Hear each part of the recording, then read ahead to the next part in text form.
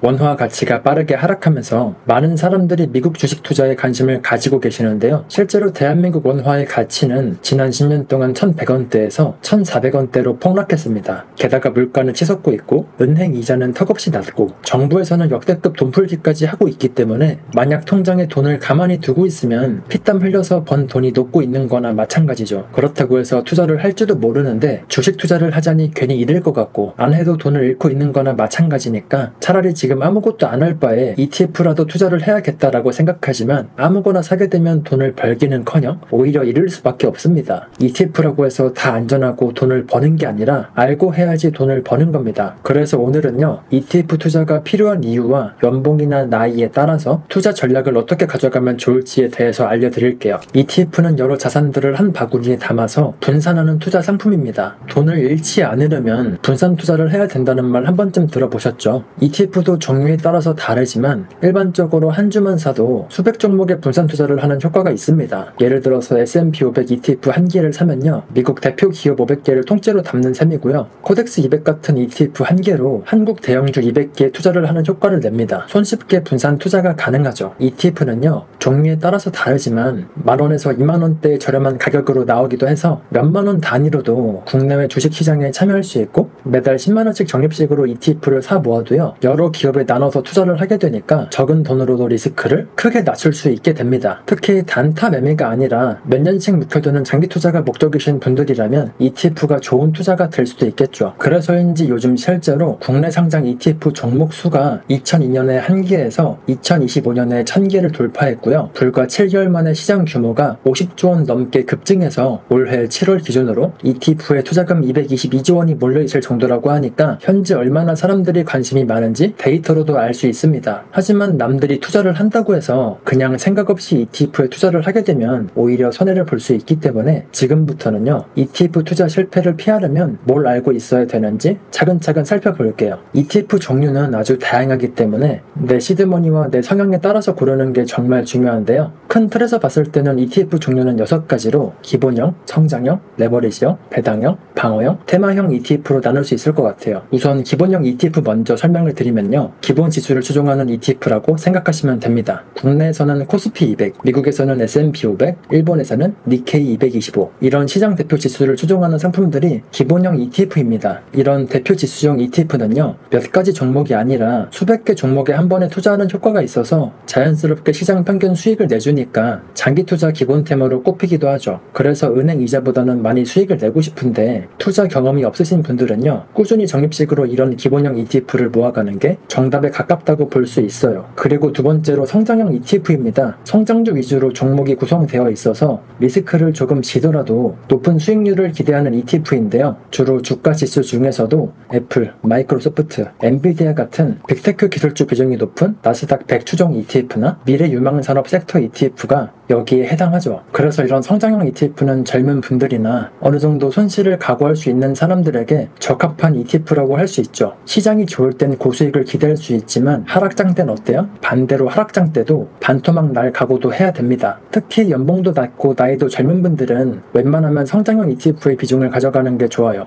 만약에 본인의 연봉이 5천만 원도 안 넘는데 절대 돈을 잃기 싫다고 해서 안전한 ETF만 계속해서 사게 된다면요, 아무래도 자산이 불어나는 데는 한계가 있으니까 어느 정도는 리스크를 지는 선택을 하는 게 좋습니다. 물론 각자 성향 차이가 있는 거고 나이가 젊은 분들이 아니라면 당연히 지키는 선택을 하는 게 맞는데, 근데 잃을 게 거의 없는 상황인데도 마치 가족을 지켜야 되는 40대 가장처럼 젊을 때 너무 안정적인 것만 선택하는 것도 그것도 리스크라고 생각합니다. 성장형 ETF의 대표적인 종목을 말씀드리면요, QQQ나 코덱스 미국 반도체, 타이거 미국 나스닥 100 같은 종목들이 있고요. 그리고 여기서 조금 더 하이 리스크 하이 리턴을 선호하시는 분들이라면요, 레버리지 ETF를 고려해볼 만해요. 레버리지 ETF가 뭐냐면요, 같은 지수를 추종하는 ETF라고 해도 2배, 3배씩 가격이 상승하고 하락하는 상품인데요. 예를 들면 TQQQ나 속슬, TSLR 같은 상품들이 레버리지 ETF에 해당하고요. 보시다시피 미국 ETF 같은 경우에는요, 여러 가지 종목에 분산이 되는 게 아니라 한 종목으로만 구성된 2배, 3배 레버리지도 있기 때문에 평소에 공격적인 투자를 좋아하시는 분들이라면 레버리지 ETF도 소액으로 해보는 것도 좋긴 한데 대신 확실한 타점을 볼 줄 아시는 분들에게만 추천드리는 투자 방법입니다. 그리고 다음으로 소개드리는 건요, 배당형 ETF입니다. 높은 현금 배당 수익을 주는 종목들로 구성된 ETF인데 일반적으로 일반적으로 주가의 상승보다 안정적인 현금 흐름을 중요하게 생각하시는 분들에게 딱이죠. 대표적으로 미국의 슈드는요, 배당 성향이 높은 우량주 100개를 담고 있어서 배당 수익률이 연평균 3에서 4%대를 유지하고 있고요. 지난 10년 동안 연 12% 정도 가격이 오르기도 했죠. 즉, 가격도 오르면서 매달 월급을 받는 것처럼 꼬박꼬박 현금 흐름이 생기게 해주는 ETF입니다. 미국 말고도 글로벌 고배당주에 투자하는 VYMI라는 국제 고배당 ETF도요, 연 4% 내외 배당 수익률을 제공하고 있고, 국내에서는 코덱스 고배당주 ETF, 그리고 타이거 미국 배당 다우존스 같은 이런 ETF들이 있어서 은행 이자의 2배를 목표로 하는 상품도 있는데, 보통 배당형 ETF는 40대에서 50대 이후 중장년층이나 은퇴한 사람들한테 상당히 인기가 많죠. 아무래도 그럴 수밖에 없는 게, 이런 배당형 ETF는요, 주기적으로 현금이 들어오니까 노후에 생활비로 쓰기가 좋고, 그리고 주식시장이 하락하더라도 크게 가격이 빠지지 않고, 하락장에도 매달 배당금이 나오니까 심리적으로 봤을 때도 훨씬 안정감이 있는 투자라고 할 수 있죠. 대신에 배당 ETF라고 해도요, 무조건 안전한 건 아닙니다. 왜냐면 공짜 점심은 없다라는 말처럼 배당 수익률이 높은 종목이라는 건요, 언제 배당금이 끊길지 모르고 성장성이 낮고 주가 상승 여력이 낮으니까요. 일반적으로 좋은 배당주 투자를 하려면요, 배당금을 그동안 꾸준히 지급해 왔는지, 주가가 꾸준히 상승을 하는지 체크하는 게 중요한데,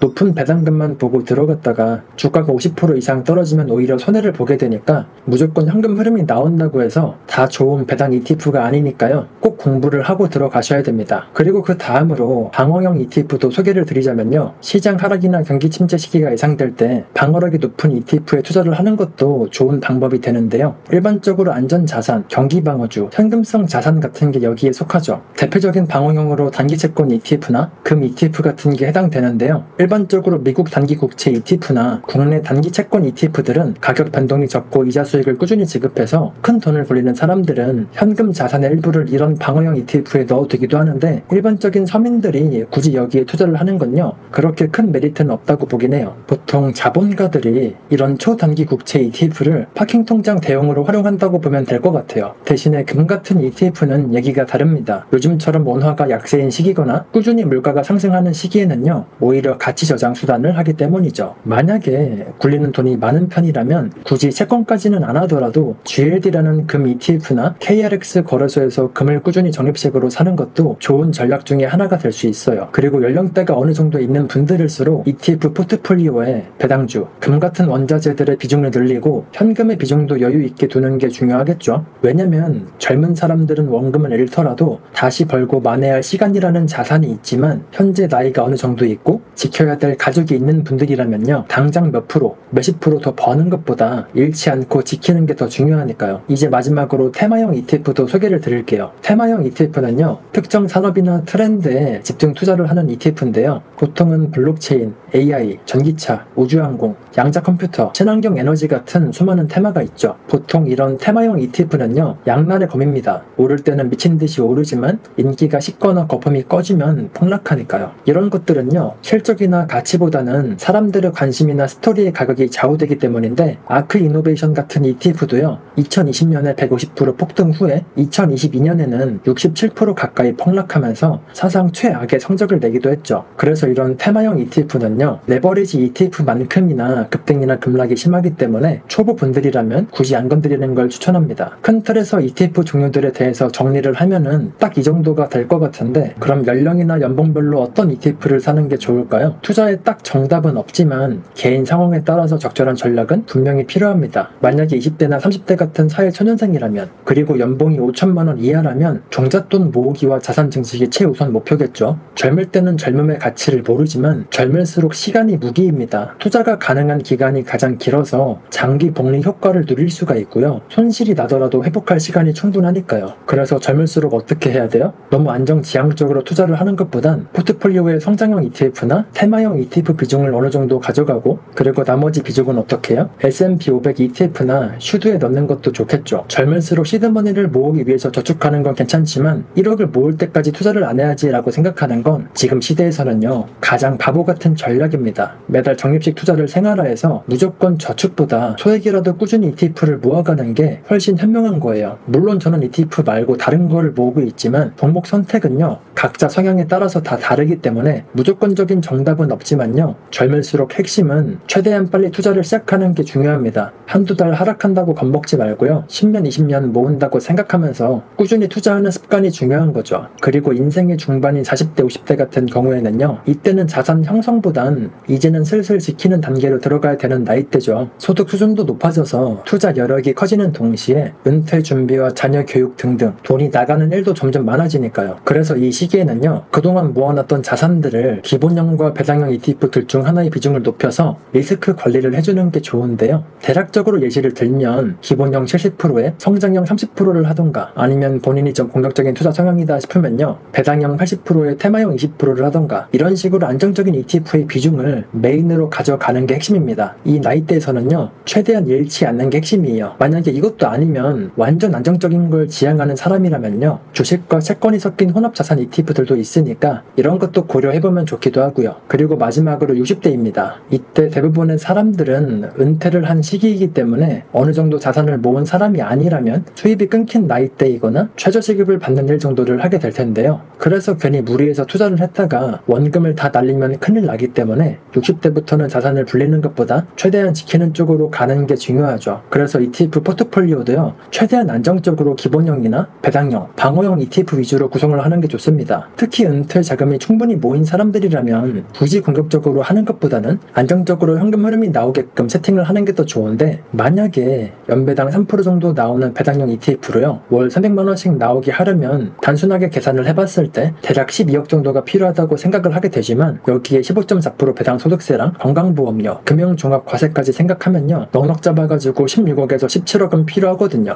물론 절세 방법이나 절세 계좌 같은 걸 사용하면 이것보다 훨씬 줄어들긴 할 텐데, 그래서 은퇴하고 배당받고 사는 게 목표인 분들은요, 세금을 다 떼고 나서도 내가 원하는 배당을 받으려면 내가 어느 정도의 돈을 모아야 되는지 미리 계산하고 목표에 맞게 사는 게 중요한 겁니다. 근데 이렇게 정리를 해봐도요, ETF 종류도 너무 많고 같은 지수를 추종하는 ETF도 여러 개라서 도대체 뭘 사야 될지 막막하실 것 같아요. 그래서 결정하시기 쉽게 체크리스트 몇 개를 말씀드리자면요, 가장 먼저 해야 될 건 내 투자 목표가 뭔지부터 체크를 하는 겁니다. 내 목표가 높은 수익을 내는 게 목표인지, 아니면 안정적인 현금 흐름을 만드는 게 목표인지, 그것도 아니면 그냥 인플레이션 해칭용인지, 내가 원하는 목표를 딱 정해야 성장형 ETF를 사야 되는지, 아니면 배당형이나 방어형 ETF를 사야 되는지 답이 나오거든요. 쉽게 예를 들자면요, 10년 동안 돈을 불려서 집을 사거나 시드머니를 만드는 게 목표인 젊은 사람이라면요, 성장형이나 테마형 ETF 비중을 높이는 게 맞고, 은퇴 후에 현금 흐름을 만드는 게 목표인 분들이나 곧 은퇴를 앞둔 분들이라면 배당형 ETF 비중을 높이는 게 맞겠죠. 그리고 목표를 정했으면요, 내가 어디까지 리스크를 견딜 수 있는지도 체크하는 게 좋습니다. 쉽게 말해서요, 내가 얼마까지 잃어도 괜찮은지 냉정하게 생각을 해보는 거죠. 그리고 아무리 ETF가 분산 투자를 해준다고 해도요, 영원히 상승만 하는 게 아니라 하락장이 분명히 오거든요. 만약에 본인이 하락장에서 50%, 60%씩 하락을 해도 견딜 수가 있다면요, 테마형이나 레버리지 ETF도 해볼만 한데, 초보분들한테는 그렇게 추천하지 않고 투자 경험이 많으신 분들한테는 공격적으로 자산을 늘리기 좋은 ETF니까 추천을 드립니다. 근데 반대로 10%만 하락해도 손이 떨리는 사람들이라면 배당형이나 방어형이나 기본형 ETF 위주로 가시는 게 맞습니다. 그리고 같은 지수를 추종하는 ETF라고 해도요, 어떤 운용사가 낸 상품인지에 따라서 운용 보수부터 거래량, 운용 규모가 다 다른데요, 이런 것도 체크를 해두는 게 내 시드머니나 내 거래 스타일에 따라서 달라지기 때문에 같은 지수를 추종하는 ETF라고 해도요, 여러 가지 상품들을 비교해서 나한테 맞는 걸 찾는 게 중요합니다. 예를 들어서 S&P 500 ETF만 해도요, 스파이, VO, IVV 등등 여러 가지가 있는데요, 쉽게 설명을 드리자면요, 운용 보수는 쌀수록 좋은 거고 운용 규모는 클수록 좋은 겁니다. 실제로 스파이와 IVV는 모두 거대하고 인기가 많은 ETF라 둘 다 안전하지만 IVV가 운용 보수가 절반 이하라서요, 특히 장기 투자를 하시는 분들한테는 유리하죠. 참고로 거래량이 너무 낮은 ETF는요, 웬만하면 피하셔야 됩니다. 왜냐면 유동성이 떨어지면 매매를 할 때마다 내가 사고 싶은 가격보다 비싸게 사거나 팔고 싶은 가격보다 싸게 팔게 될 수가 있고요. 그리고 너무 인기가 없으면 상장 폐지 위험도 있기 때문이죠. 그리고 해외 ETF에 투자를 할 때 생각해야 되는 게 바로 환율이죠. 특히 요즘같이 원화 가치가 떨어지는 시기에는요, 환율 변동이 심한 편인데요, 해외 상장 해외 ETF에 직접 투자하시는 분들이라면 본인이 직접 환전을 해서 거래를 하기 때문에, 만약에 지금 환율이 좀 부담된다 싶으면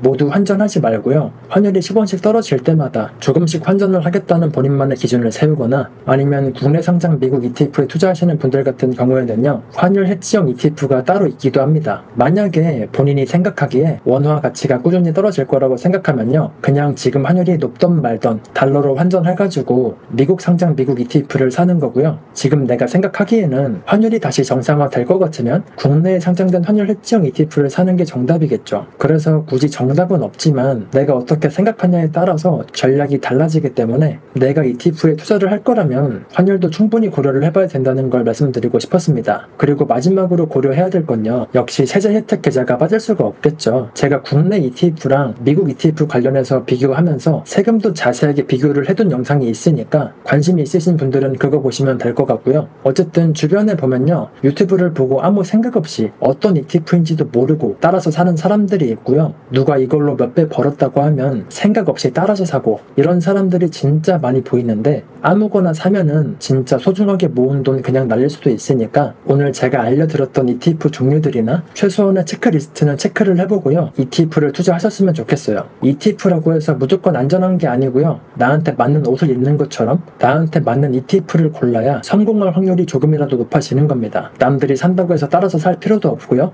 유행이라고 해서 특정 ETF에 올인할 필요도 없습니다. 가장 중요한 건 내 나이와 소득, 내 자산 규모, 내 투자 성향, 그리고 내 목표에 맞는 ETF를 찾는 게 중요한 거죠. 오늘 준비한 영상은 여기까지고요. 다음에도 도움이 되는 정보로 찾아뵐게요. 영상이 도움이 되셨다면 구독과 좋아요, 댓글까지 부탁드리고요. 시청해주셔서 감사합니다. 좋은 하루 보내세요.